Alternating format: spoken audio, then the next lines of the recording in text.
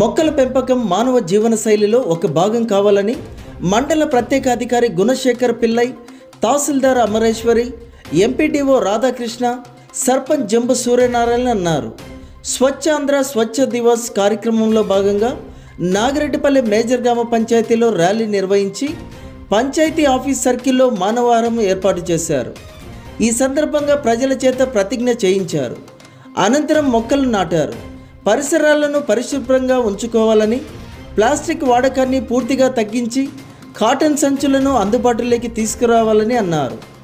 ప్రజలు పూర్తి స్థాయిలో భాగస్వాములైతేనే ఏదైనా సాధ్యమవుతుందని అన్నారు. ఈ కార్యక్రమంలో ఈఓపీ ఆర్డి సురేష్ బాబు, గ్రామ పంచాయతీ కార్యదర్శి సురేష్, సచివాలయ కార్యదర్శి వెంకటరమణ, కానకుర్తి వెంకటయ్య, మట్టిబాబు, నారపశెట్టి శివ, గంగాధర్, నరసింహులు, ఉపాధి హామీ, వెలుగు సిబ్బంది, సచివాలయ సిబ్బంది, గ్రామ పంచాయతీ కార్మికుల సిబ్బంది తదితరులు పాల్గొన్నారు.